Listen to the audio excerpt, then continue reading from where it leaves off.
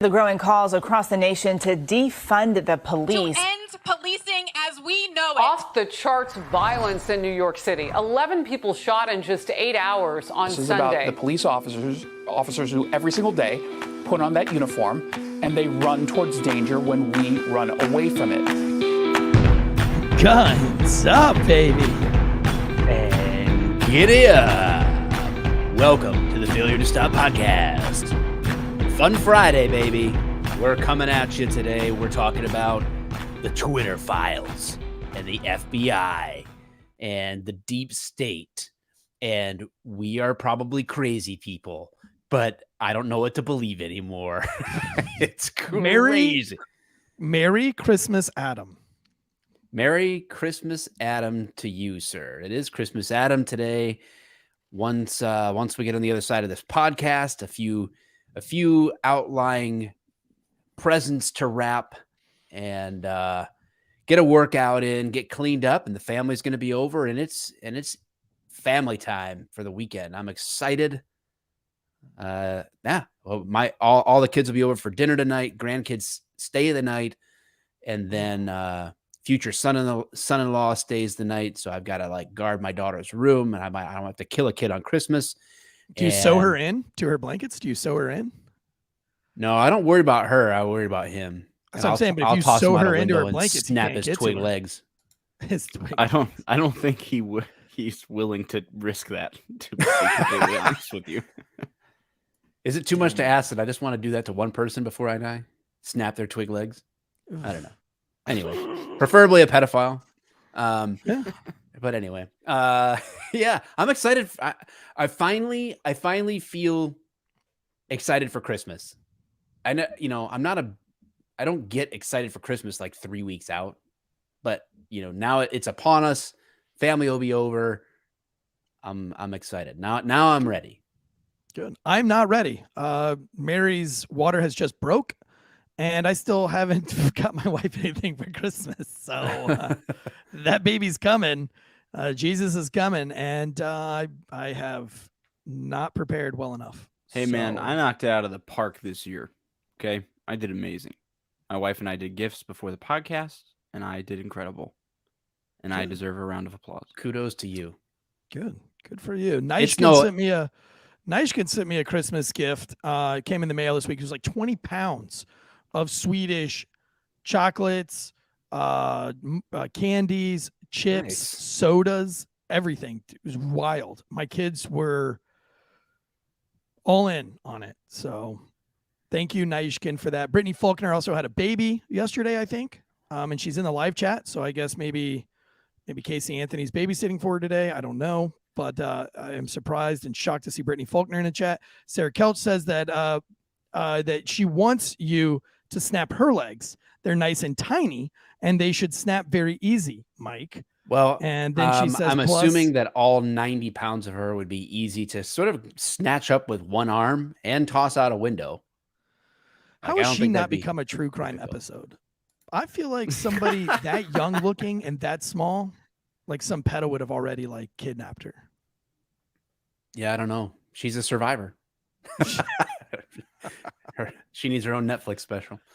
All right. If you guys don't know, this show breaks down police-related incidents.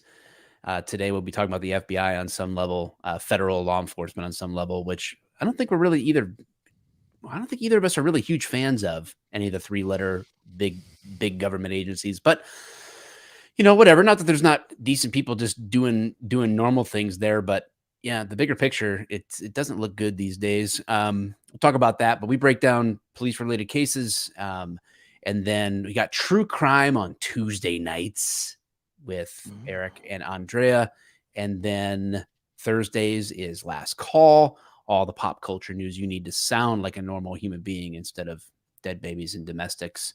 I think you get another off. I think there'll be another off the cuff on Monday. We're actually recording it on Monday instead of tomorrow. So fans of the off the cuff version or episode of the show or whatever, we're off tomorrow morning, but we'll see you Monday if you don't have to work or if you want to skip work and listen while we record. We'll do that Monday. All tickets half price. Yeah.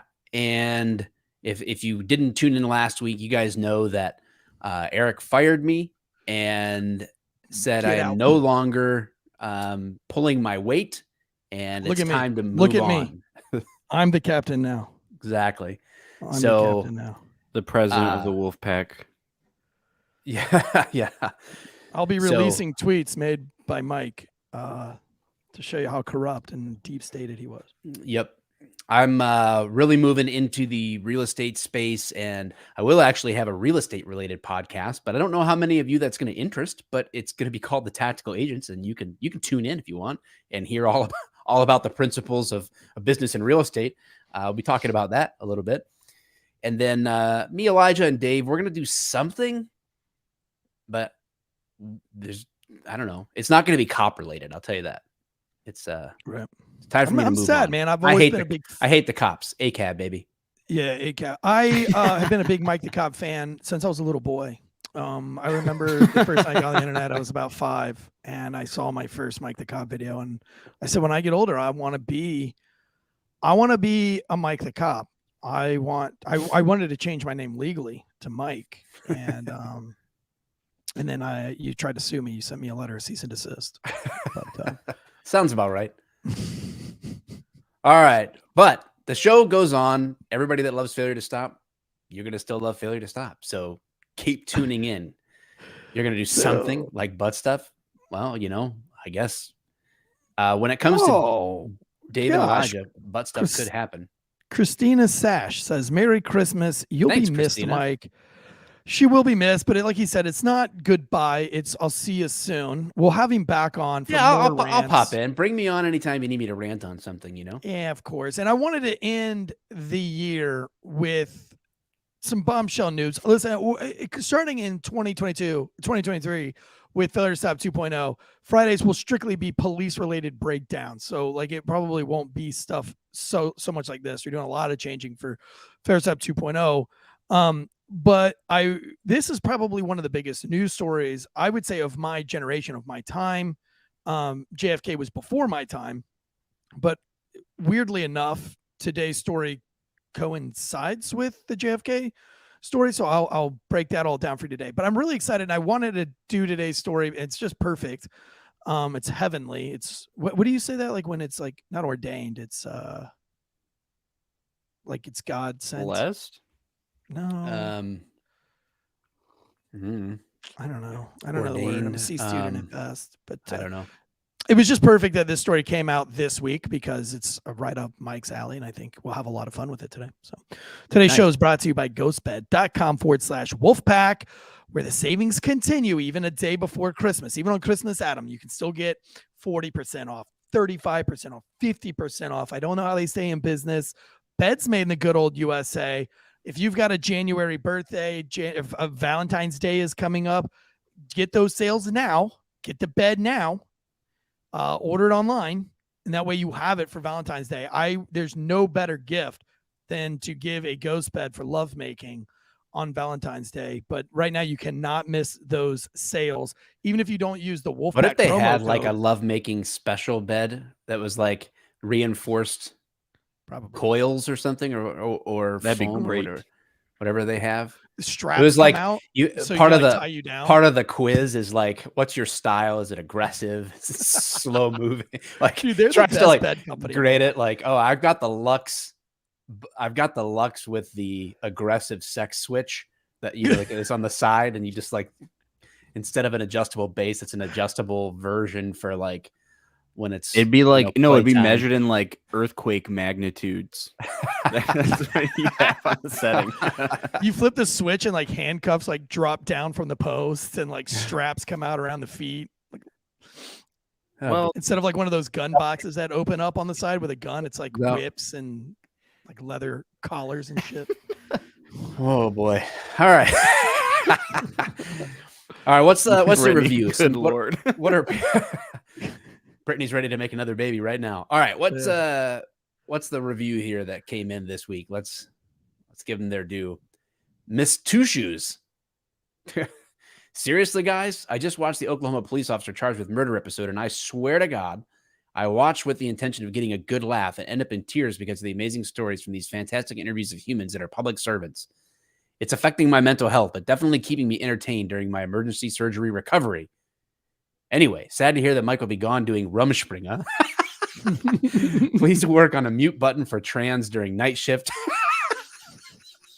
Wow. And I'm very excited for the comm show. Love this show and all the fantastic personalities that are keeping it fresh. Well, for those of you who don't know, night shift, I drink for night shift. So I get a little libatious. Yep. That's why I probably interrupt a lot. Interrupting cow. Moo. All right. What do we got? What do we got going on with the FBI? Okay. Let me Or start JFK. the show. Let me start the show by saying a few things.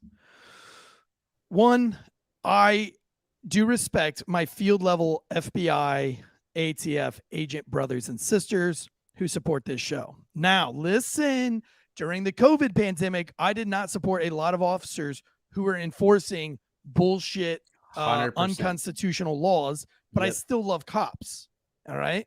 I still support the police. I just didn't support those police. Like the police officer, if you told me to go fuck with and harass a gym in New York, I would say, sorry, that just goes against my principles, my morals, and my ethics. And you're gonna have to find a different cop to do that because I'm not gonna do that. Mm-hmm. I don't feel comfortable, and I don't feel like it's constitutional, and I'm not gonna do it. And you could fire me for insubordination or whatever. So there are FBI agents that I do support, and I do enjoy working with them, and I do think there is somewhat of a need for these federally funded agents to do things that other cops can't afford to do. But we're talking about upper management, and I always shit on upper management and local PD, local fire department. Upper management is always corrupt, in my opinion, because I don't feel a lot of people make it to upper management without being corrupt in some way, shape, or form. I've always had a problem with people who serve in upper management. So a lot of my anger today is going to be fueled towards upper management, FBI, CIA, not your field agents. And I've heard from field agents, I've heard this, that going through that academy, it's super patriotic and they do instill a love for the country and that they want you to do good for the country. I think it's the FBI, just you can go so far in the FBI. And so it's like almost like they're a different agency when you get to that level. So I'm not talking about field agents. And that's one caveat. Number two. Yeah, I mean, if you're a field agent investigating, kidnapping cases and things like that, like, yeah, I mean, like, that's got to be, that has to be dealt with. That has to be investigated. It crosses state lines. So it's not like there's no point to anything that they have done or do. It's just that maybe there's some things happening that are growing like a cancer otherwise. Right. My second caveat or prelude to the show is I feel like an absolute crazy person. Okay.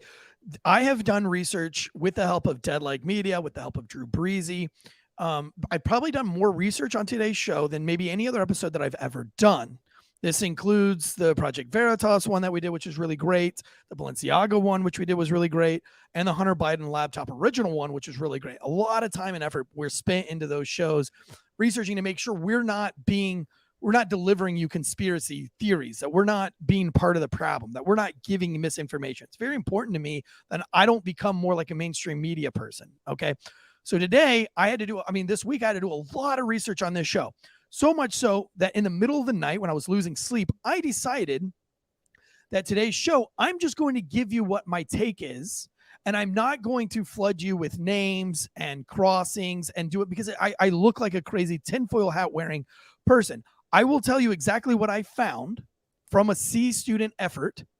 And if you have a problem with what I have found, you better go and do as much research as I did before you argue with me. I don't mind having an argument. I don't mind being wrong. However, you better have something to back it up for that more than just what you've seen on CNN or NBC, because I've read all the tweets. I've gone through the threads. I've cross-examined who sent them and who they're attached to and who they're links to. I've said what mainstream media thinks about them versus what the truth is, what's more of a conspiracy, what somebody likes to be bombshell, but it maybe not really bombshell. So I gave it a very objective look. So before you come at me with some crazy shit in the comments, please do your research first. And I don't mean go on CNN and NBC and Fox News and all those things and then come at me with what they said. Go and read the files. Show me which file you read and which file we want to argue with. And I don't mind having that conversation with you. But just to keep today's show more entertaining than getting lost in the weeds, I'm just going to tell you what I found. Man, so there you go. You told All me right. to come. You told me yesterday that bring Rant Mike. Rant Mike is just sitting here cheering you on, man. Like it's all you, baby. I'm nervous about today's show. I'm sad. I know this show has to be a banger because it's Mike's last show. This is the Super Bowl. I'll never be in this arena again. I'll never be as big as I am today going forward. You'll be bigger. No, I won't. Yeah, you will. Show's going to keep growing, dude. So let me start with this crazy start. And Mike, I know that you have a lot to say about this too. And so please feel free to just go nuts today. We were promised that by 2017, we would have the John F. Kennedy assassination files released. All the paperwork multiple times over the now going into generations, plural, since the assassination, there's been opportunity for the federal government to release all of the associated files. And continually, they refuse to do so. So it was Why? supposed to, yes. So Trump, and like I said, I'm bipartisan here. Listen, I'm going to try to be bipartisan. It's very difficult. Today's show is going to be very difficult to not be one-sided. So I'm going to do my best. But Trump said, and he ran on his campaign, that he would release those documents. However, when he became president, he didn't do it because he says that he was strong-armed by the CIA director at the time to not release those files. That it was... Yeah, Mike Pompeo might not be the good boy everybody thinks he is. Right. Right. And if you remember... this goes back to George Bush. Yes. And here's what's funny about this too, is that you have to remember the left and the Democrats were the ones that were leading conspiracy theorists coming out of the 80s and into the 90s. You know, it was all the left that thought the World Trade Centers were what was a planned ordeal. It was the left who thought George Bush's war on Iraq was a conspiracy. And guess what? They were right. They were more right than they were wrong. But like, let's not forget that the left was the ones being accused of being conspiracy theorists in the JFK assassination, going back with the J. Edgar Hoover things and all that. That was a left thing. Now it's like the cards have been flipped. Now it's like the right are the conspiracy theorists. And let's also not forget that conspiracy theorist was something that came out during the whole JFK thing to discredit people. Yeah. So basically, if you believe any of this stuff, we can now label you a conspiracy theorist and then, basically call you a crazy person. So Trump decides, he says that we're going to release these documents, and then he doesn't release those documents because of national security or whatever. Biden, going back to his Senate days, has been a huge advocate of releasing those documents. And then he becomes president, and he again says on December 17th that they were going to release all the documents. December 17th comes, and he doesn't release all the documents. And here's what they released: a lot of documents, and a lot of the documents are what I call bombshell. The media says that they're not bombshell. Me reading them, they are. The CIA, it proves that they met with Lee Harvey Oswald, right? Yeah. That's his name? Yes. My names are so confused because there's so many names in this whole Twitter story that we're about to break into. Oswald's, but they met with him like weeks before the assassination. There was some stuff about him being in Mexico. Also, the guy who assassinated him was the psychiatrist was actually employed by the CIA, and then he came out and said that he was certifiably insane, which that led people to believe, like, what are you talking about? You're talking about Jack Ruby. Right. Ruby killed Oswald after the fact, and there's a CIA agent visited Jack Ruby and determined that he was insane. Like, that was his statement, like trying to cover their bases, because they weren't sure if Ruby had talked, basically. So they had to have their narrative that he was nuts. Yeah. So here's kind of like the conspiracy theory. Like, this is why conspiracy theories came up. So you have a lone gunman assassinate a sitting president, and then shortly after he gets assassinated, and then you have a CIA psychiatrist, but doesn't tell anybody that he's CIA, goes in and certifies Jack Ruby as insane, pronounces him crazy. But what he didn't disclose to the American public was that the psychiatrist, Mr. West, or Louis Jolin West, was actually employed and working for the CIA at the time.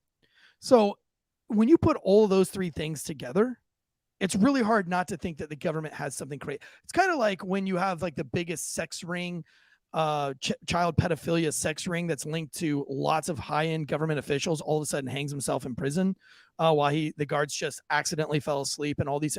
It's like that happening, but back then, and then people saying you're crazy for thinking that there's a cover up here. Yeah. So I actually learned this week, and Elijah thinks that I told him this before, so maybe it's something that I heard and just never thought about. The term conspiracy theory was coined in 1964 as a result of the media saying that's what was happening, is people are believing conspiracy theories in the wake of the assassination of the president. The media was pushing that concept of, oh, if you don't think of what we're telling you is what happened, you're a conspiracy theorist. Yes. And that's where the term was coined. I just learned that. Yeah. I mean, that whole thing was coined, and is now, it's like a weaponized tool for the media. Anytime that you question any narrative, you are a tinfoil hat wearing conspiracy theorist. And like I said, I like to point out that back in the day, back when this happened, it was all the left that were the conspiracy theorists. So now the left is calling the right conspiracy theorists. So it's important to know, like, that anybody that questions a narrative should not be harassed or coined to anything, whether you're from the left or the right. I always respected people questioning the war on terror, and I think it should be questioned. I don't have a problem with people questioning the war on Ukraine. However, if you question the war on Ukraine, you're like public enemy number one right now. Don't get me started on that. That's a whole separate topic, and that whole thing and it's this all week going pissed down me right off. now. Like, this motherfucker shows up in a tracksuit. Anyway, oh my gosh. Ahmad Karzai even dressed better than this dude, and you know, whatever. Let me not get derailed. Yeah, I know. Don't get me started on Zelensky and Ukraine, dude. Like, oh my gosh, that's a whole other issue. We've already spent more on Ukraine than we did in the entire war in Afghanistan. So it's we're about to find out some more weird Russian stuff here coming up. So now Biden doesn't come forward. And this is what he says. This is what Joe Biden says for not releasing the documents. It is very similar to what Joe Biden is told to say. We all know Joe Biden can barely get out the flavor of ice cream he wants to lick in front of the camera. What do you think his mind is filled with the sense of children's hair and what flavor of ice cream he needs afterwards? Fuck that guy. What kind of ice cream do you think he's into? Like black cherry? I bet you he's a pecan. What is it? The caramel pecan? Like, that's what like all the boomers like. Well, probably if Werther's is a flavor of ice cream, that's probably what he wants. That's where I was going with that. Definitely a Werther's original flavored ice cream. This guy can go step on a Lego, dude. As somebody who steps on Legos daily, yes, he can go step on a Lego. All right, so he says temporary continued postponement is necessary to protect. Oh, hold on a second. Let's talk about Sam Bankman getting bond and getting to go home with mommy and daddy with an ankle monitor And let's talk about the fact that he wasn't put in jail in the Bahamas because it wasn't vegan friendly. What?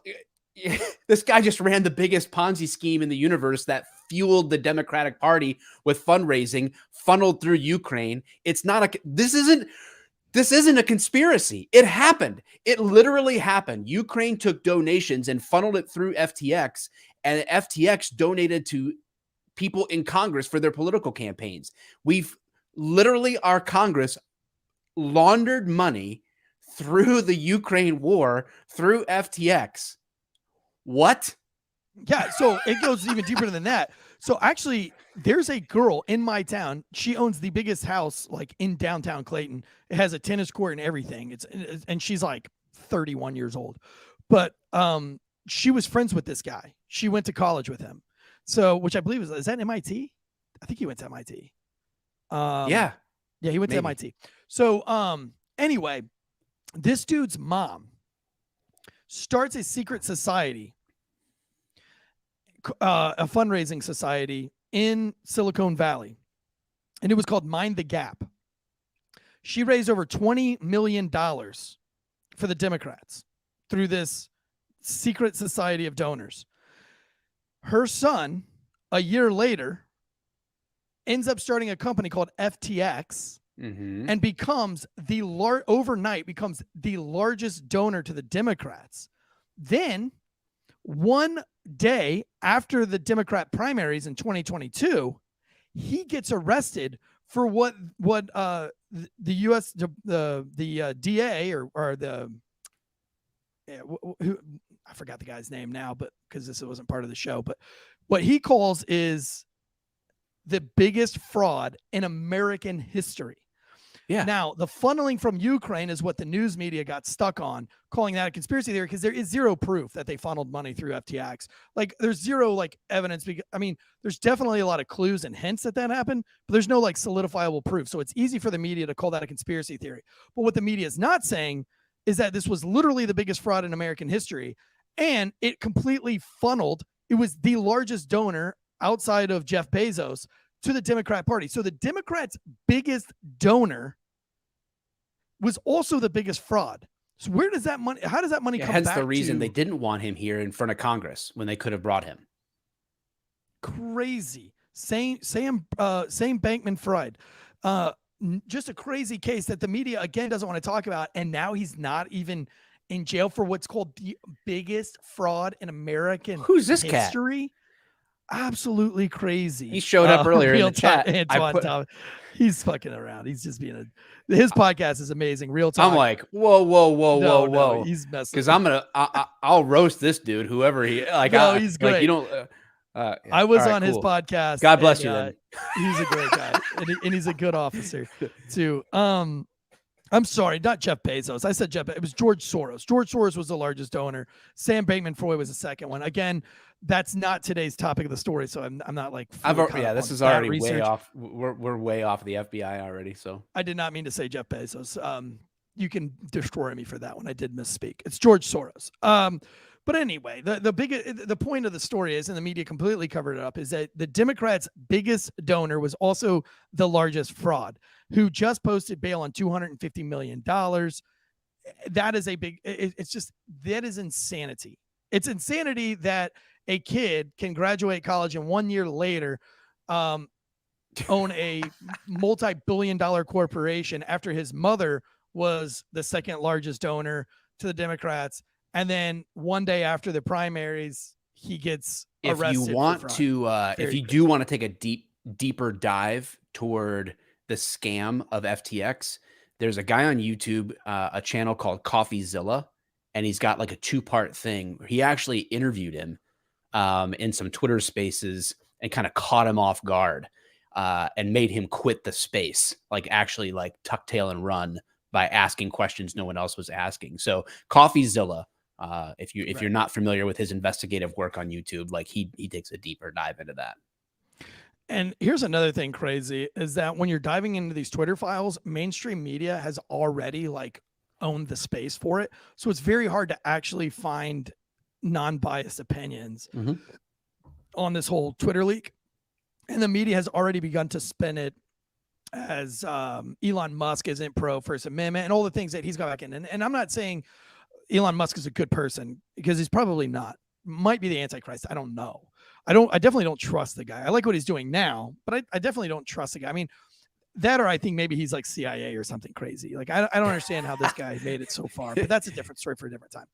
But what the facts that he's putting out are kind of being shadowed by the media. They're kind of like, they'll like touch on it really briefly and then go into like what Elon Musk has done wrong and like what he continues to do wrong, instead of focusing on what I personally believe to be the biggest news break bombshell of my generation, of my history. I'm 38 years old. I have never covered a story or looked into a story that's as damning to an agency, a 3-letter government agency, as this. I mean, this is a clear, blatant. By the end of this episode, if you want to take away one thing, there is no conspiracy here. There is no like, this isn't my opinion. This is a fact. The FBI interfered Yes. in a national election. Yep. And violated countless people's rights in the under process. the ruse of Russia collusion. Russia collusion does not exist. It was FBI collusion. It was the Central Intelligence Command that even had fake verified bots that they paid for through Twitter to be able to put out fake information to be considered themselves bots, to prove that they were bots. They didn't have enough bots to prove a Russia collusion, so the Central Intelligence Command actually had to create bots to give the illusion that there were bots. And this all came out in these Twitter files. This is insanity, folks. This is crazy. This is why I feel like a tinfoil hat wearing psychopath right now. Holy cow. And I'm not that Toby guy. Schwarzbauer. Bro. The big Schwarzbauer civilian tastes like listener. Love the pod and was Schwarzbauers. wondering what the best way to get in contact with Mike. Very interested in starting a real estate career and would love any advice he'd have. Definitely my favorite pod, and look forward to all the new entertainment. Thank you, Mike. Will be greatly missed. I appreciate that, Toby. You can email me at mike@107project.com. I'll put it in the chat, but thank you so much for the super chat. It's very unnecessary, very welcomed and appreciated. And Tansy can now buy his wife a Christmas gift. So thank you. Toby Schwarzenbauer is actually from the CIA, and he's just trying to distract us. So he's like, here's $300 to get you guys to not talk about this anymore. Well, I'm trying to make as much money before the government eventually puts me in jail or kills me for my family. So well, let's sell Today's some real estate is estate brought in the to meantime. you by Mike at 107project.com. Mike at 107project.com/Wolfpack. Just kidding. If any of you plan on moving, reach out. What's that? I will get you an agent in our network. All right. So with all of this, okay, so let me go back really quickly. I'm so sorry. This show is just a bombshell. This is gnarly. So Biden says temporary continued postponement is necessary to protect against identifiable harm to the military defense, intelligence operations, law enforcement, or the conduct of foreign relations that is of such gravity that it outweighs the public interest in immediate disclosure. So Biden wrote this memorandum last Friday in response to why they're not releasing the last files of the John F. Kennedy assassination things. I would say that if 62 years have gone by, is it 62 years or 61 years? I can't. Yeah. It was 1960, November 1963. So 37 plus 22, 59 years, 60 years, almost 60 years. 60 years. Temporary continued postponement is necessary. Why are we postponing anything after 60 years? If these guys are FBI agents that were involved in the John F. Kennedy thing, they had to be at least in their 40s or their 50s. So if we're talking 60 years from now, they're not even alive anymore. Yeah. So I'm not sure what the harm to intelligence operations, like what intelligence operations are benefiting for something that happened 60 years ago. I've got questions about that. That it's also that it shows harm to law enforcement. Again, show me what happened 60 years ago is harm, unless those documents prove that the CIA did assassinate John F. Kennedy, and now the public is not going to trust the CIA, the FBI, or law enforcement. And that's the only conclusion that one can come up with of why even Donald Trump and Joe Biden won't release those files. But I think what Joe Biden said really kind of seals the deal. I think that the quote, temporary continued postponement is necessary to protect against identifiable harm to the military defense, intelligence operations, law enforcement, or the conduct of foreign relations that is of such gravity that it outweighs the public interest in immediate disclosure. I think it's bad timing. Nothing outweighs public interest. Nothing. Right. Even though that the public polls have long indicated, every public poll that's ever been given completely is a very one-sided vote of yes, you should release everything. Now, this is from Tucker Carlson. So take this how you want it to. I know a lot of people don't like him. I know a lot of people love him. But he talked to somebody, or he claims to have talked to somebody in the CIA, or that has. Well, there's another journalist guy or another source that the Daily Wire broke with too, and they named their source who it was, an investigative journalist guy, I think.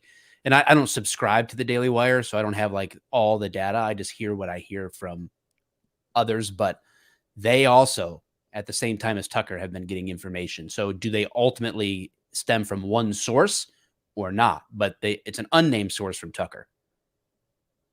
Yep. Somebody claiming to have access to the files that are not released. Right. And when they asked, do you think John F. Kennedy was assassinated by the CIA? And his answer was absolutely yes. Yes. Yes. A special House committee in 1978 even concluded that based on the evidence that they had available, that John F. Kennedy was more likely than not assassinated as a result of a conspiracy. So, I mean, take that how you will. But anyway, this all drops at the same time. So the same time that Twitter, which here's where it's all going to tie in and where the show really starts. But on 27 October, Elon, of course, buys Twitter. And then on the 1st of December, he says that he's going to release on the 2nd of December the files of the Twitter files. So remember on December 17th is when Biden says he's going to release the documents about John F. Kennedy. And then going into that, all of a sudden he says, never mind, we're not going to do that. And I think because right now, these documents that were provided by Elon Musk show that the FBI is corrupt beyond measure, beyond comprehension. At this point, the CIA is corrupt at the highest level. And so when you put that all together with, they also killed John F. Kennedy, I think they're afraid that the American people are going to do something. They're going to stop talking about it and they're going to fucking be about it, which after reading this case for the last 2 days, I feel guilty that I do feel that going forward, I am going to have to start doing something about this. I don't know if it's looking at how to sue somebody for this, but like, it's time that we stop talking about this and we start being about this, because this is something that cannot and should not, if we let this go under the rug, we let the Epstein thing go under the rug, which is horrific. If we let this go, there is zero hope for us. I'm reading a book right now. And apart from the religious aspect of it, the book is called Letter to the American Church. And I'll tell you the author. His name is Eric Metaxas. I don't know if I'm pronouncing it right. Eric, EricMetaxas. And it's called Letter to the American Church. The church aspect is one piece of it. You know, I know that not all of you are going to share my religious convictions, and that's what it is.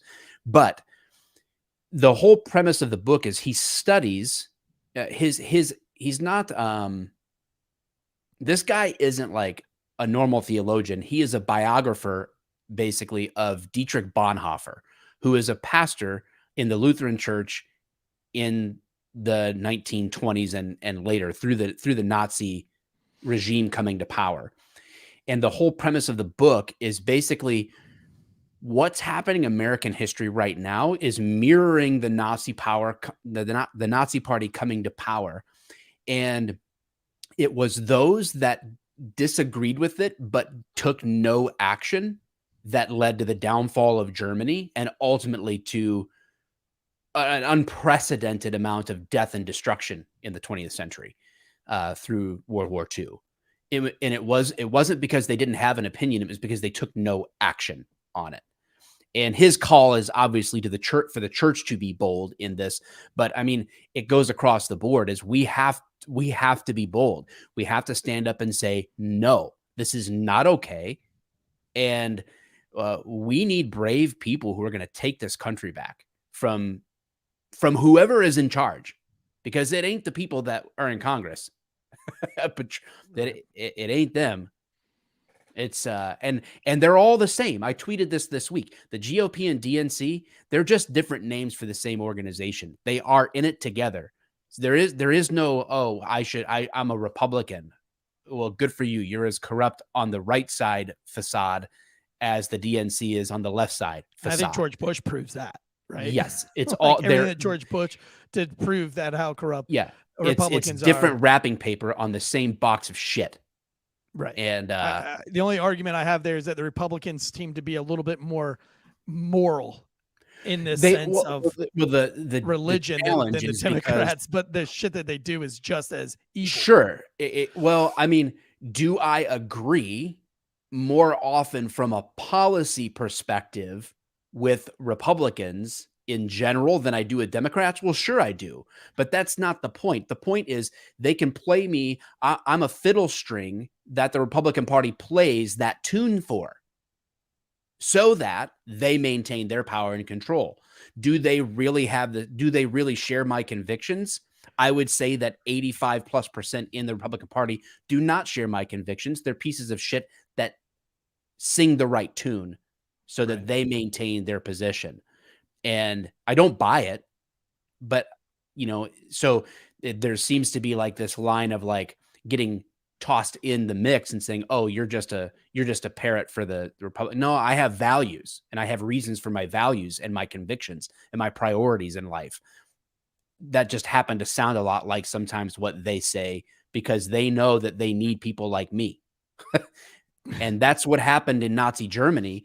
Is the church was connected to the state in such a way that Hitler could not have risen to the level of power and manipulation that he did without the church.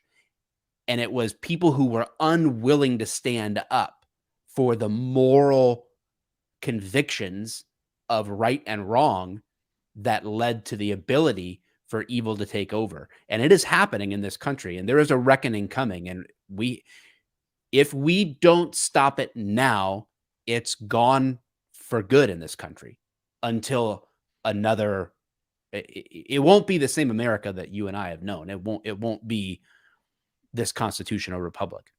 I like to go back to the original Transformers movie where all hope looks like it's lost, but the main character, the main robot, Megatron, he believes that I've never seen Transformers. There's still good people. It's actually the premise of the movie is really great. It's one of my, it's a great story.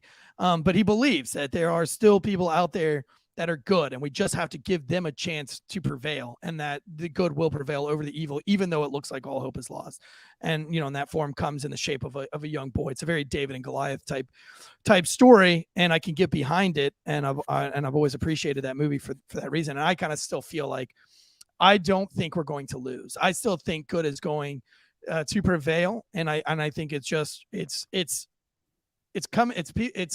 these stories that are dropping now that I think the deep state was too comfortable getting away with things, and now with the power of technology and us being able to see stuff and us now losing that trust in the media, more and more people are just completely giving up on the media, which is first and foremost, that's the most important thing, is give up on mainstream media, because they're only feeding you propaganda. Go read the book. Find out. Go read the book 1984.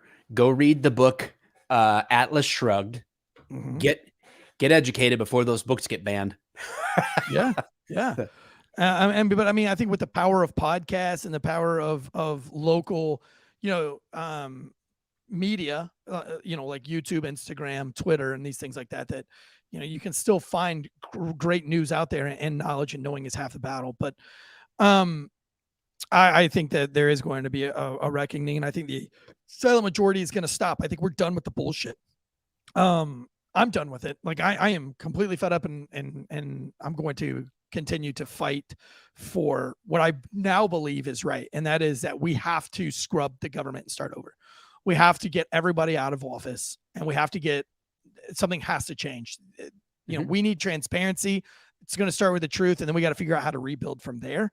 But we have to rebuild now, or World War III is imminent. It's knocking at our door, and it's this corruption that's leading us into that World War III. I mean, if Zelensky's show this week isn't proof that we're not heading into World War III, I don't know what it is. I mean, we're done. But yeah, when the Ukrainian flag is flying in our congressional hall, dude, it's sickening. If I see another I support Ukraine sticker, I'm going to blow my own fucking brains out. Like, nobody gives a shit if you support Ukraine. Like, it's not like anybody's driving around saying that they don't support Ukraine. Nobody's saying, like, I don't support Ukraine. I think Russia should. Like, we don't need to see your virtue signaling bumper sticker that lets the world know that you, Mr. High and Mighty or Miss High and Mighty, that you fucking support Ukraine. We get it. That's like me rolling around with a sticker that says, I support Anne Frank. Like, it's just no duh. Everybody supports Anne Frank. You don't need to like virtue signal. Not Kanye. You don't need to be like, look at me. Look at me. I'm 100% pro Anne Frank. He doesn't get down with Anne Frank. Huh? Yee. Oh, Yee? Yay. Dude, Yee, whatever. Did you think about, he didn't say anything about Anne Frank. No, but he said plenty of stupid Jewish comments. Yeah, but he didn't say I'm anti-Anne Frank. No, he didn't. I think Anne Frank's got to be like the most loved human being. Like, nobody ever says shit about Anne Frank. Oh, yeah. Drew Brees is. Really? What can you possibly have to say about Anne Frank? All right. So here we go. This is the Twitter files. All right, Let's go. I'm going to take a break. I'll be right back. All right. I'll do an ad read. Okay. I love you. He says, I love you. He took that out of my book because that's what I always say. Today's show is brought to you by ghostbed.com/wolfpack. We're coming into the holidays, baby. And I don't even mean Christmas. I mean like Valentine's Day is right around the corner. New Year's is coming around the corner. And I'm telling you, these are the best beds on the market. If you're in the market for a new bed, you have to check out GhostBed. The reason why we love them so much is, one, because they have always been a huge supporter of the military, of veterans, of first responders, and they do more for that community, and they support and sponsor more veteran-related podcasts than any other company in existence. Their beds are made in the good old USA. We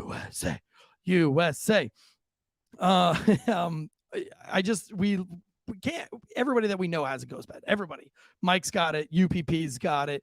Everybody at Drinking Bros has got it. Tetherball Network's got it. C- Media. Everybody's sleeping on them. So I mean, the reviews are there. If you go back through our 1,500 reviews on iTunes, everybody mentions ghost beds. People buy them. I don't really have to go all in on this. But here's the deets. Every mattress has a 20-year warranty. You can try them out for 101 nights. If you don't like them, you can return them. No problemo, but you won't. One of our favorite parts is that each mattress has that cooling technology, so you can stay hard while staying cool, baby.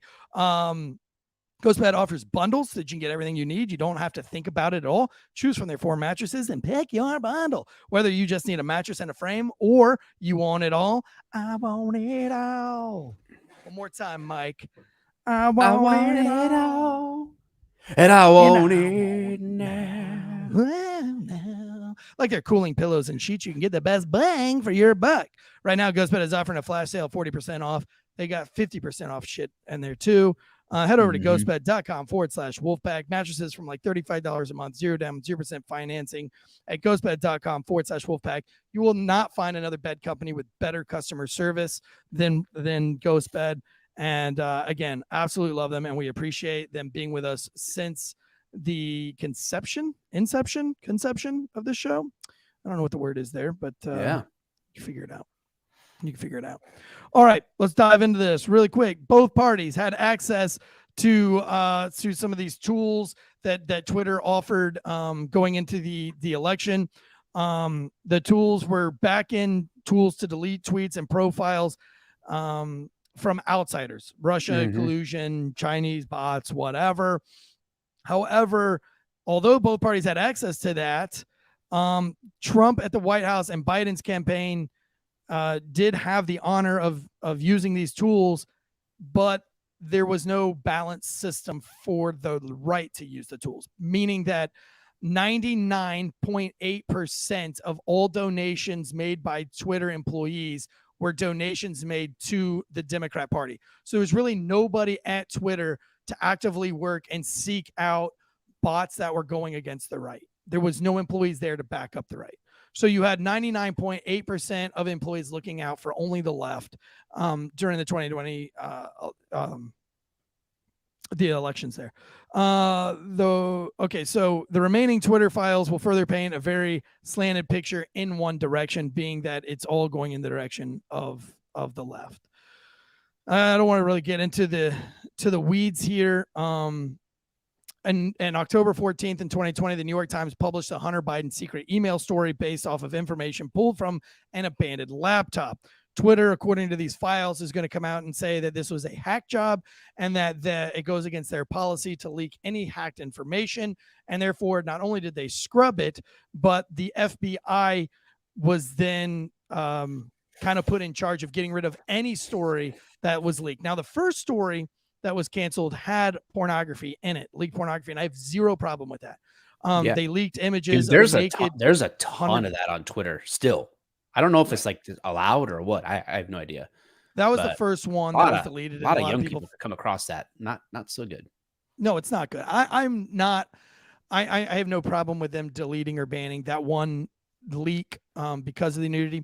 Also, I think it's important for you guys to know that Hunter Biden literally photographs and videos every single one of his crimes. You go back and look at our Hunter Biden episode.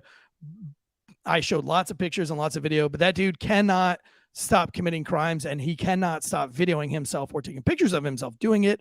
But if you look back at his childhood, going back to that episode, there's no it's explainable that he's fucked up because he had a very terrible childhood. His dad's a piece of shit. His grandfather's a piece of shit. His mom is dead. His stepmom's a piece of shit. His brother died. I mean, the dude, there's no, obviously he's going to grow up to be a crackhead. I mean, he really had no shot in life. Right. Other than to become a crackhead. So what's funny about this, though, is that this was the first time that Twitter this was the first time that the Twitter accused the Trump supporters and conservatives for Russia collusion and Russian misinformation, even though that the FBI, and these files prove that the FBI literally had the laptop. And they literally, Hunter Biden never denied that it wasn't his laptop. So it was his laptop. Right. Forensics, proved that it was his laptop. So this was no Russia misinformation. Got to trust there was no the intelligence sources. Biden said you got to trust almost all intelligence people say it's a Russian hoax. And we've proven that it's not a Russian hoax. So right off of the bat, on 14 October, they go ahead and squash this whole email under the premise that it is a Russian hack job and that it's a hacked laptop when the laptop was not hacked. It was abandoned, and it wasn't a Russian hoax. It was a Hunter Biden fuck up. All right. But Twitter took extraordinary steps to suppress the story, going as far as blocking it from being sent via direct message on the app. So you couldn't even privately message somebody an article relating to the Hunter Biden laptop. That to me is crazy. It's not that we didn't know this, but now we have proof of this. But it is crazy that a news story, a real news story, cannot be shared through private messaging on one of the biggest private messaging apps in existence. That'd be like saying I can't call you on the phone, essentially, and talk to you about an article I read. It's almost just as big a deal as that. Yeah. And then the FBI deciding that they were going to block you from having my number. Right. Exactly. You can't. Sitting White House spokesman McCanny was locked out of her account for tweeting the story, prompting Trump to send a letter to Twitter to at least pretend to care for the next 20 days. Internal messages from Twitter show at least some were questioning these tactics to take a closer look. So people at Twitter, according to these tweets, and again, I've read all the tweets and I could blast you with all of them right now, but it'll just take too long. And so I'm just going to give you the Cliff Notes version of this and really just go do your own research, or you can trust that I've done my own research. But I will tell you that I've done my own research coupled with Deadleg Media and Drew Breezy and some other folks that have talked this out with me.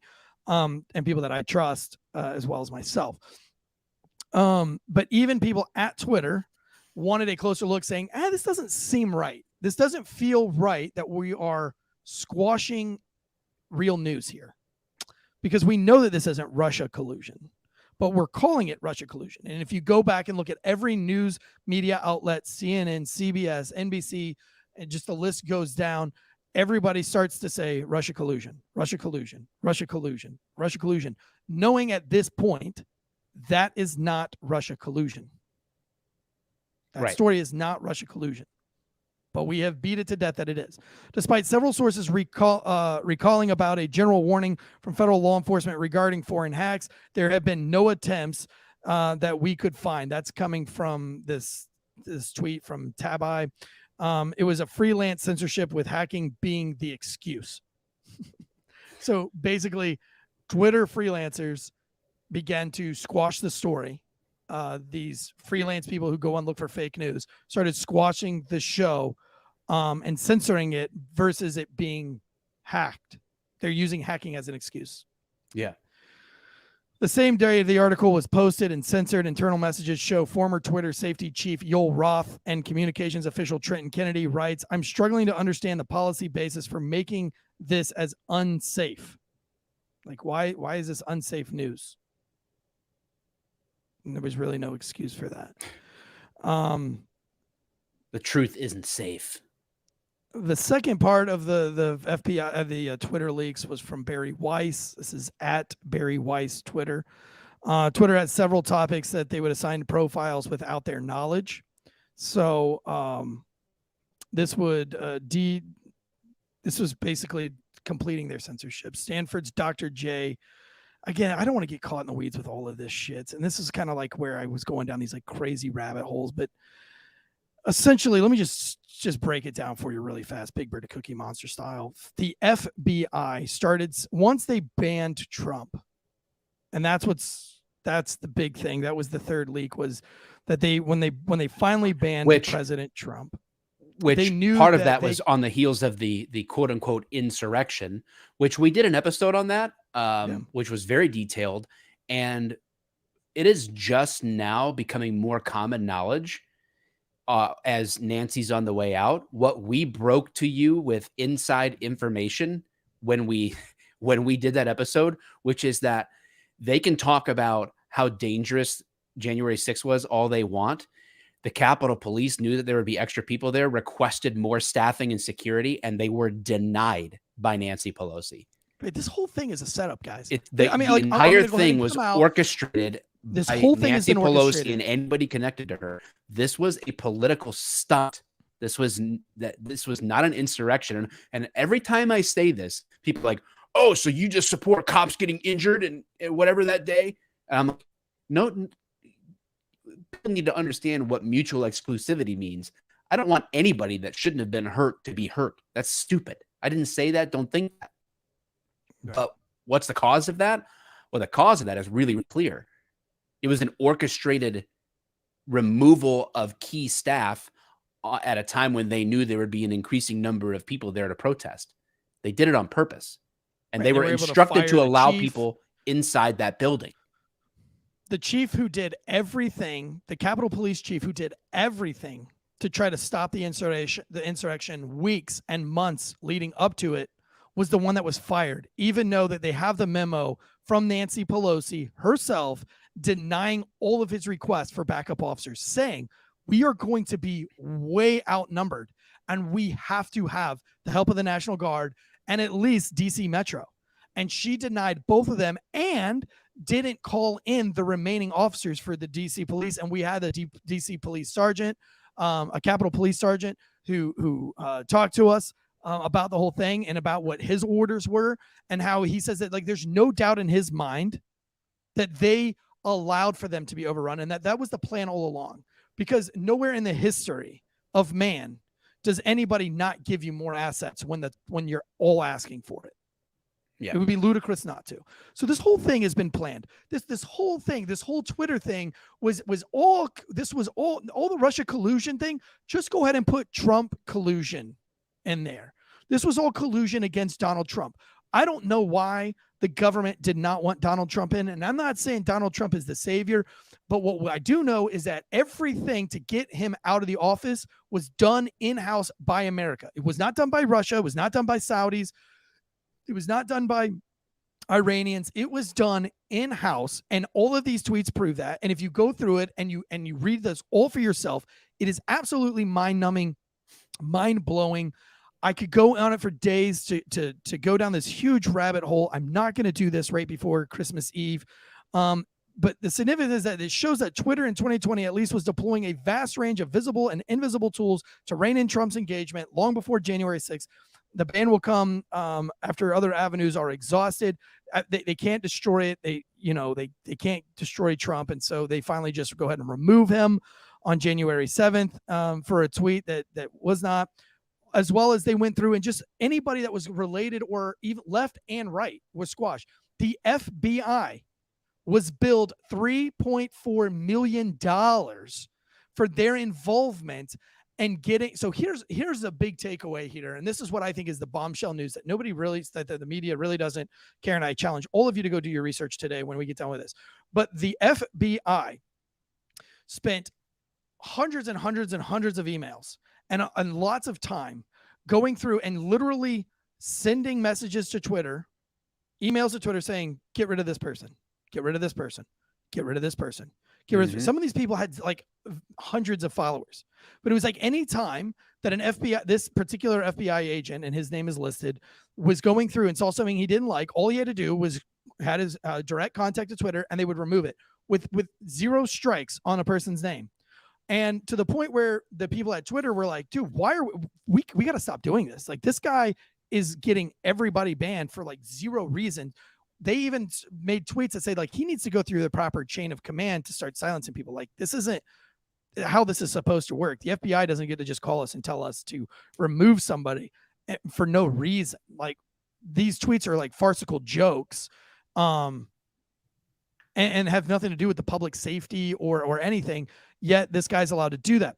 So then the FBI decides to say that it's detrimental that you guys work with us and getting rid of certain facets. Now, none of these were Nazis. None of these are KKK. None of these are pedophiles.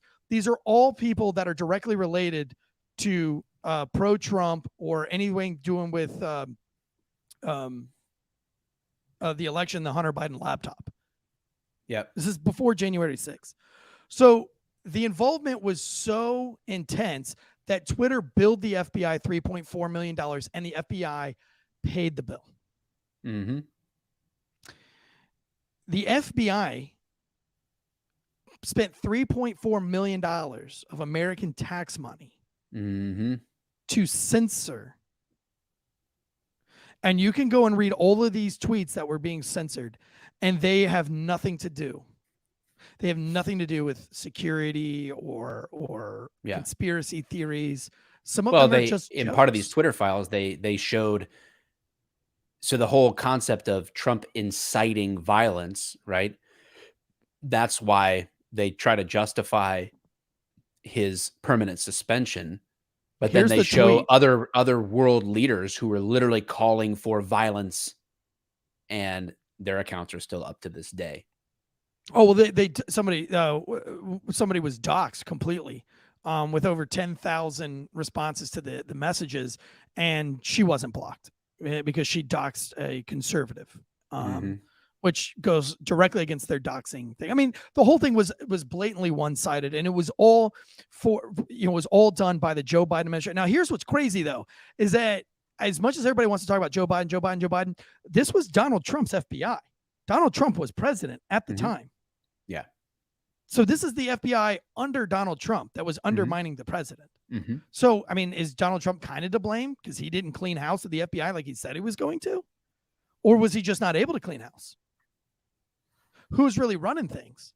If a sitting president can have the FBI directly go against him to get another president elected, then who's really running the show? But my thing with Trump is then if he encountered these problems, how come he's not exposing them all? Why didn't he expose the John F. Kennedy files? That's what I'm saying. It's like, is he not allowed to?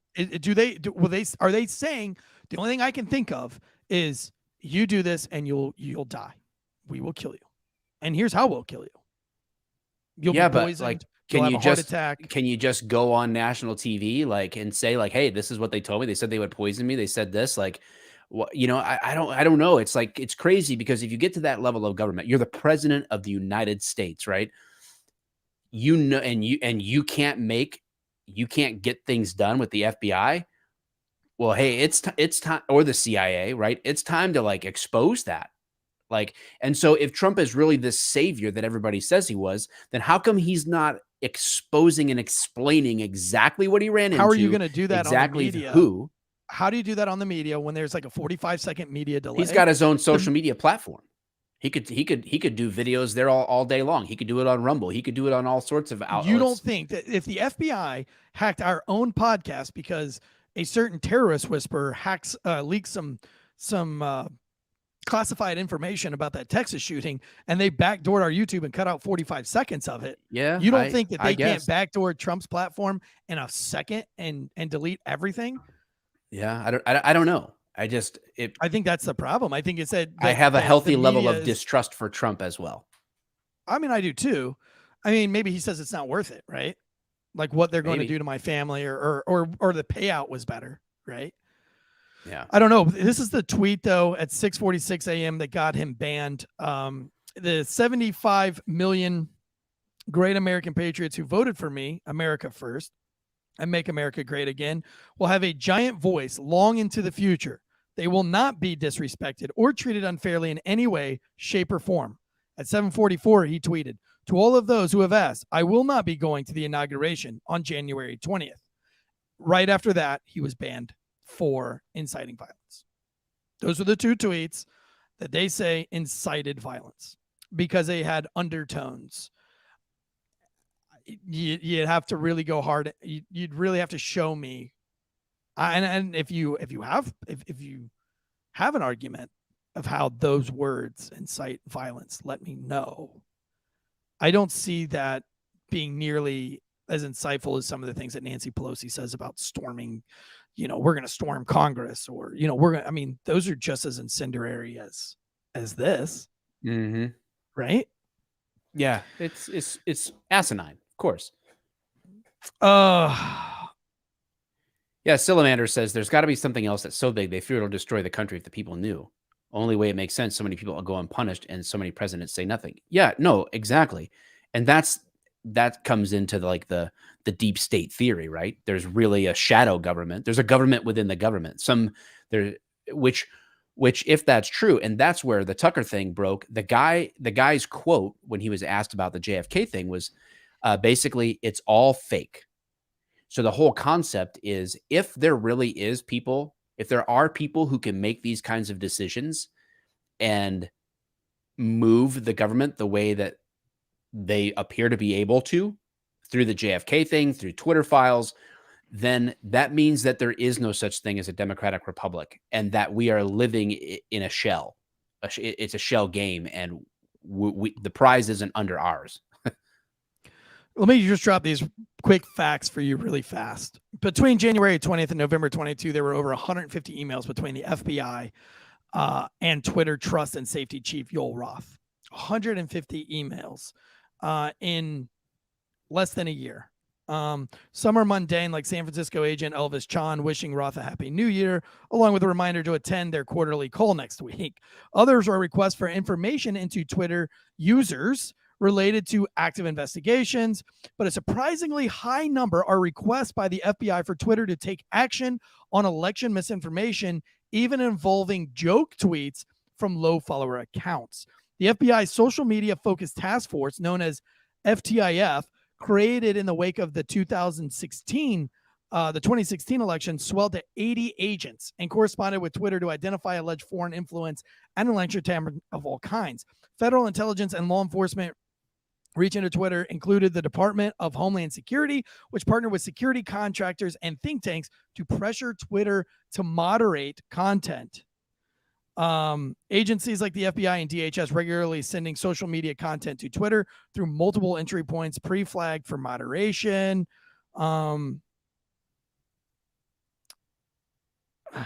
Do agencies like the FBI and DH do in-house flagging work themselves, or do they farm it out to other people? I mean, you have to prove that inside the government, you can do any kind of massive data AI search. It's the government overreach here is just so intense. And really what it goes to show is that all of the conspiracy theorists were right. Yeah. You can't go through all this information. And again, I originally had this laid out to where I was going to plop tweets out and I was going to just go through the whole thing, but I don't feel like I feel like I was just too angry, and that it just incited me too much. And I was like, you know what? I'm just going to just say what my opinion is. I've never really come out and said my opinion on the show. I always leave it about the facts, but it's Christmas Adam and I'm not in the mood. I will say from all the information that I've spent over the last 3 days, I have no other conclusion except our government is far more corrupt than I ever imagined it to be. Mm-hmm. And it is proved that I will put on my tinfoil hat going forward, and I will tell you that we are living in a shell and that this is all bullshit. And it's not because I read some Reddit forums, some QAnon weirdos or wackadoodles. All I did was read the tweets. I didn't go and look at other people's YouTube channels. I didn't go out and look what other people were saying about it. I literally went down the rabbit hole of reading each tweet and each file and what the person analyzing the file came up with. And it's absolutely disturbing and insanity to me of the back door that the FBI, the CIA, the Central Intelligence Command, the NIS, or is that the National Intelligence Service or whatever it is, NIA agency. I don't know what they are, but all the 3-letter agencies, the back door that they had with each other to Twitter is crazy. What else is crazy is Elon Musk talking and obsessing over the fact that if I die under mysterious circumstances, it has been nice knowing you. He's also saying where he's going and who he's going to be with constantly. I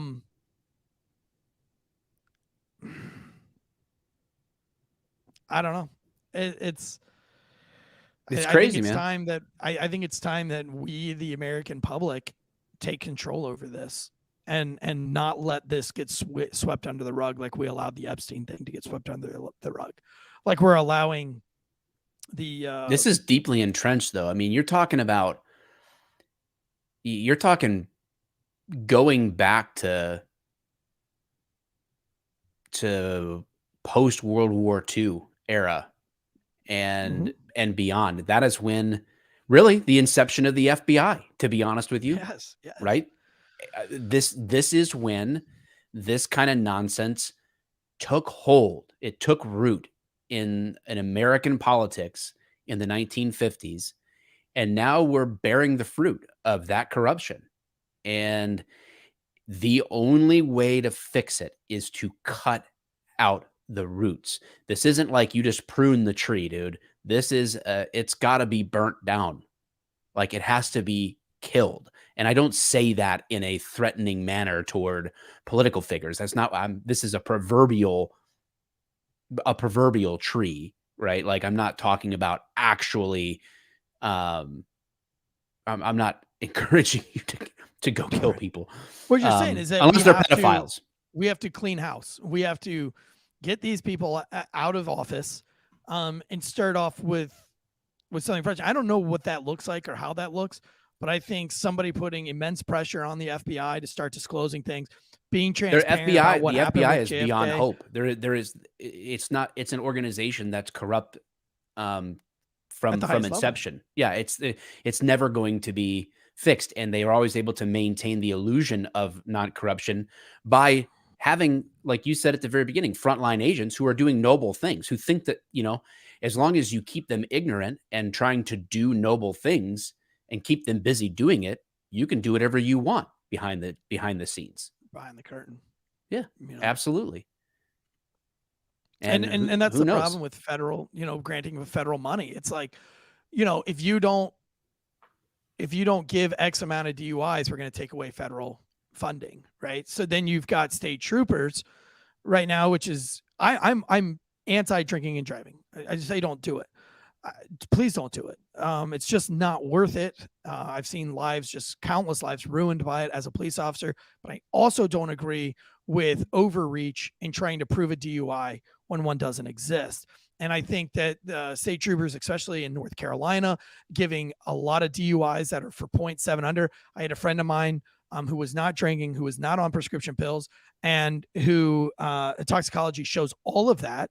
And he was charged for a DUI because he was in a motorcycle accident, and they said that his eyes deviated, the nystagmus. However, he just wrecked his fucking motorcycle, and I'm sure he has some kind of concussion. But like, it's this overreach of doing the DUI, and I know that it's only for the federal grant money so that they can have more chargers, more unmarked cars.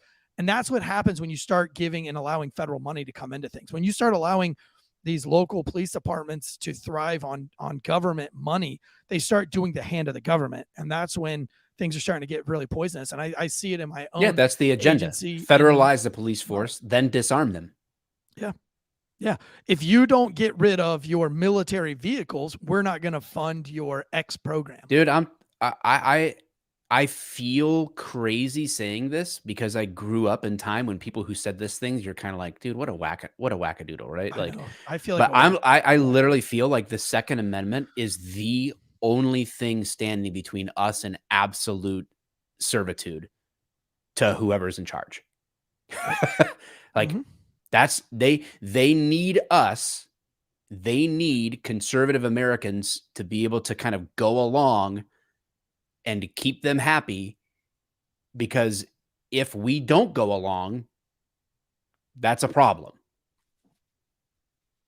When you have the government telling local police agencies that they have to turn in their body armor or their protective vehicles, an armored vehicle never, that is not it's not a weapon.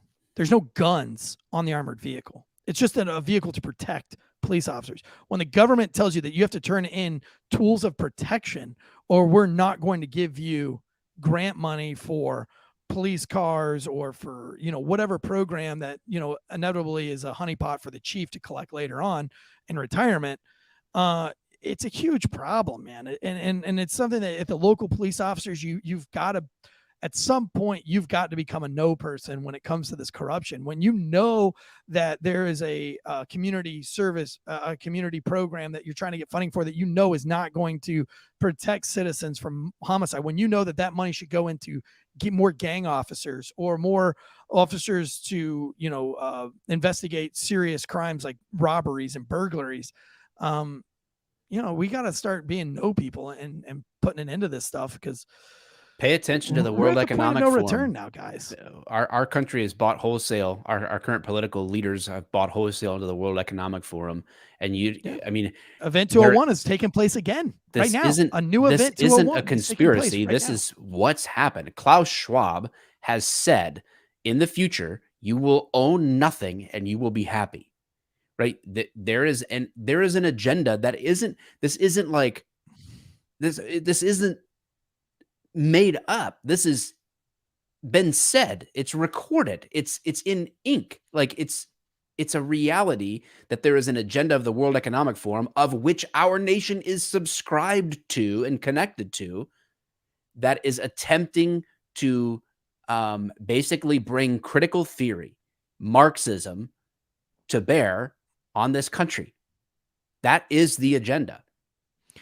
Mer 530 says, the start is to start locally. Find ways to remove your town, or to find ways for your town to fund their own programs and remove as much federal funding as you can, and then expand from there. I think that's a great idea. That's a great concept. Well said, Mer. Individual responsibility and local involvement. Event 201's taking place right now, and I'd like people to take an eye on it. And I made a video on Eric Tanzi Official, and it got flagged, and I'm proud that it got flagged. But Event 201 took place in 2019. Yeah, the Johns Hopkins, Bill and Melinda Gates, and World Economic Forum hosted a pandemic, kind of a roundtable, a pandemic walkthrough. walkthrough of a Yeah. COVID-based pandemic, which I know like the media will say, well, COVID's always existed. There's been COVID 1 through 18 before COVID-19. So that was the most likely thing. But then 3 months later, the pandemic hits. Well, that's great. And maybe that is a coincidence. However, there is a new one that just started in November, a new event 201 that started, and it's a pandemic out of Brazil. And it affects children this time instead of the elderly. My theory on that is they saw that we didn't really give a shit about the elderly dying and wouldn't wear a mask, and a lot of people wouldn't get vaccinated. So maybe if we hit the children next time, people will definitely get their vaccination. But in this war game for the new Event 201, and you can read this on Event 201 on the World Economic Forum's website, it says the only way to survive this scenario is that they get 90% vaccination rate achieved and a vaccination invented within the first year. So it all goes back to getting a vaccine. It all goes back. And so if this Event 201 happens and there is another pandemic that happens to come out of South America or somewhere close to Brazil, we should all know that there's just no way that there's two coincidences like that back to back. I give it a year or so and we have another pandemic. Matter of fact, I went into Food Line yesterday. My wife brought it up that there's probably more people in our Food Line wearing a mask now than ever during the COVID pandemic. Yeah. Why is the that? The pandemic is over. Why is everybody wearing a mask again? So one of the interesting things, just a second, I'm gonna actually read from this book because it really stood out to me. I gotta hop in and find it here real quick. I mean, do we know why people are starting to wear masks again? I bet you there were 50 people wearing a mask yesterday. Get this. This is from, again, this book, A Letter to the American Church. It is extraordinary how quickly the Nazis moved to change things and how quickly they acted to destroy the democratic processes that had been in place for so long. But it is perhaps even more extraordinary to see how quickly Bonhoeffer, this guy, recognized what was happening and responded to it. What the Nazis did first, 4 weeks into Hitler's chancellorship, was to use the incident of the Reichstag fire, in which a Dutch madman set fire to the German parliament building, to enact sweeping emergency decrees that suddenly allowed Hitler to do things without the approval of the German parliament. It was a stunning erasure of German government with blitzkrieg swiftness. It is still a question whether the Nazis themselves enabled the arson so they could use it as a pretext for what they did next. The Nazis controlled the media narrative and instantly whipped up a hysterical fear of the communists and their other political opponents, whom they insisted were to blame for the burning of the Reichstag, despite evidence to the contrary. But it was useful fiction, and in order to do the things they wished to do, they needed to demonize their enemies, many of whom were rounded up and imprisoned, and crush dissent by instilling fear in anyone who wished to object. Can you think of parallels to our own time? I don't know why can you hear me at all? I can hear you. Yeah. Okay. I'm just frozen on the screen. So does that sound familiar of what happened shortly after this current administration was put into position, right? Like 4 weeks into Hitler's chancellorship, they used a staged event, maybe, or capitalized upon an event to make changes that eliminated the democratic process. And does that sound familiar? I'll leave you to decide. And I think we find ourselves in a similar position. Yeah. Wow. This is not exactly how I pictured this episode when I started planning for it 2 days ago. I really thought that I was just going to come out and hammer everybody with a whole bunch of notes and things like that. But being that it's Christmas Adam again, I kind of deviated from my own plan. And so I'm sorry that it came out a little bit disorganized. But if there's any takeaway today, please know that we are seeing corruption in this government at an all-time high, at an alarming amount of corruption. Knowing is half of the battle. The other half of the battle is you got to do something. We got to start doing something we've identified the threat, and now we have to do something about this threat. This whole voting thing that's going on, all of these things, it doesn't all happen at one time. by coincidence. Like, this is all a very planned thing. It's happening right in front of us, and they think we're fucking stupid. And folks, I'm telling you, we're not stupid. We're not dumb. No, but and we're you got to complacent stop being and the we're silent lazy. majority. Stop being silent. Don't be afraid to lose that Instagram account. Don't be afraid to lose that Twitter account. You know, now is the time to speak out against this stuff. And don't take it. These elections are being stolen from you. These elections, these bots, these counting bots, and I'm not saying it's left or right. It's whoever is in charge is wanting a particular person that's bought or blackmailed to be in office. And you can see this through a lot of elections. We've got to get back to the basics here. Got to. I agree. Got to get back to the basics. And maybe this gets taken down. I don't know. But maybe. But we'll see. I mean, look at the news. They've already taken out your video. Which video? You're frozen. You've been frozen on the screen for a while. I know. I know. But that could just be a Clayton issue. Yeah, dude, it's bad. The weather here is bad. I mean, it's, you know, today's high was 53 and the low is 19. So crazy. Lots of weather happening. Guys, Merry Christmas, Adam. Merry Christmas. This is the last show, aside from Off the Cuff, before the new year. Coming back out with Florida Stop 2.0, it's going to be much different. It's a lot more, it's going to be structured a little bit different. And I think it's going to be a better show. It's going to be a much more organized show with the help of a star-studded cast and team that really wants to make this show successful. Drew Breezy, Andrea Uplate, Degleg Media, Jonathan Bates, underpaid producer, myself, and occasionally Mike the Cop will hop on every once in a while. But we have just some crazy guests lined up. There are a lot of people who want to see this show to continue to grow. They want to see it grow in a different style and a little bit more organized. And so just other than being a very successful and popular half-assed podcast, it'll turn into a much more professional style, news source-based podcast.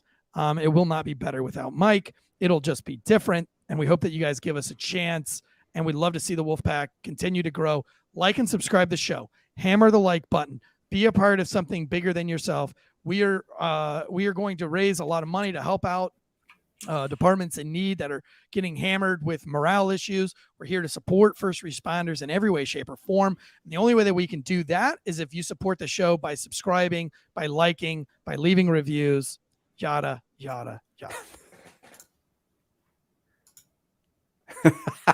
Looks like is that it? Mugshot. That's my face. That's my face that says. You feel like you just got caught stealing $13 of stuff from the Dollar Tree. It's like Creed in the Chinese restaurant.